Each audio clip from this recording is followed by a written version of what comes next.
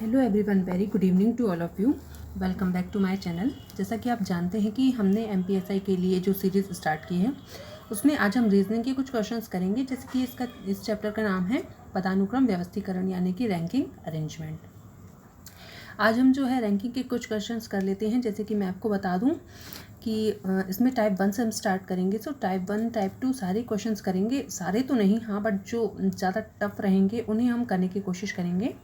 सो जैसे हम टाइप 1 से पहला ही क्वेश्चन उठा लेते हैं। जैसे इसमें लिखा हुआ है कि बी ए से उम्र में दुगना बड़ा है लेकिन एफ से दुगना छोटा है। सी की आयु ए से आधी है लेकिन डी से दुगनी है। सो दूसरा सबसे बड़ा कौन पूछा है। अब देखिए, अब मैं इसमें आपको बताऊं उसको सॉल्व करके कि इसमें जैसे उसमें बोला है कि बी जो है ए से उम्र में दुगना बड़ा हो गया, मतलब बी को हमने अगर 4 माना तो ए इसको हमें 2 कम करना पड़ेगा ना, ठीक है।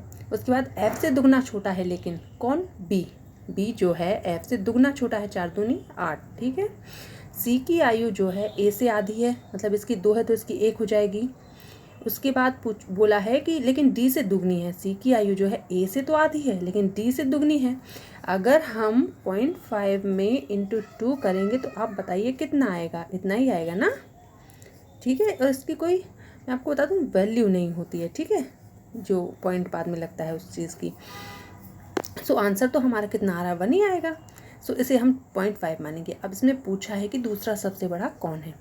आप जानते हैं कि जो एफ की वैल्यू थी वो 8, तो सेकंड हमें बड़ा कौन दिख रहा है, बी। सो बी इसका आंसर हो जाएगा, ठीक है। उसके बाद हम नेक्स्ट क्वेश्चन देखें।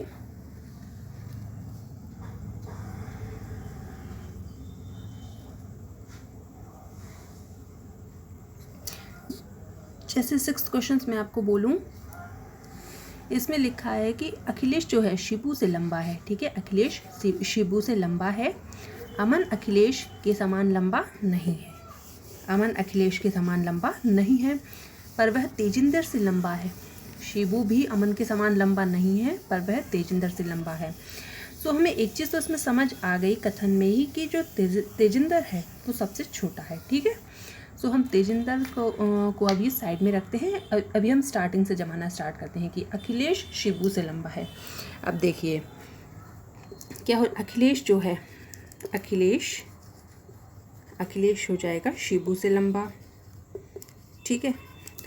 इसने बोला है कि शिबू जो है, जो थर्ड लाइन है उसमें बोला है शिबू भी अमन के समान लंबा नहीं है, पर वह तेजिंदर से लंबा है।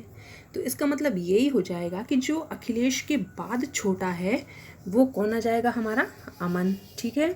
तो हम यहाँ पर अमन लिख देते हैं, ठीक है। ये हो गया हमारा अमन। अखिलेश से अमन छोटा है, उसके बाद आएगा हमारा शिबू, ठीक है, और उसके बाद आएगा तेजिंदर, ठीक है। सो इसमें पूछा है कि इनमें सबसे लंबा कौन है, तो आप देख ही सकते हैं कि सबसे लंबा कौन हो जाएगा, अखिलेश, ठीक है। देखिए अब हम यहाँ पर कौन से क्वेश्चंस करते हैं। जैसे कि मैं आपको 8 क्वेश्चन बता रही हूँ। ये जो है 8 क्वेश्चंस पे आप देखें कि F के पास H की तुलना में कम लेकिन G से अधिक धन है, ठीक है। E के पास F से अधिक किंतु H से कम धन है। सो सबसे निर्धन कौन है, मतलब जिसके पास धन ज़्यादा नहीं है। सो हम इसको जमाना स्टार्ट करते हैं। इसमें बोला हुआ है कि F के पास H की तुलना में कम लेकिन G से अधिक धन है, ठीक है। और E के पास, अभी हम अलग लिख लेते हैं, E के पास F से तो मतलब अधिक है, E के पास F से अधिक धन है लेकिन H से कम है। तो ये तो समझ आ गया कि H के पास सबसे ज़्यादा है।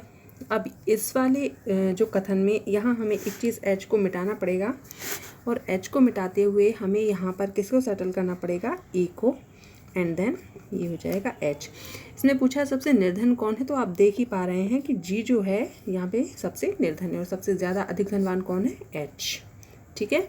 आपको क्वेश्चंस कैसे लगे, समझ आए हों तो कमेंट में ज़रूर बताइएगा और चैनल को लाइक शेयर ज़रूर करिएगा। Thank you.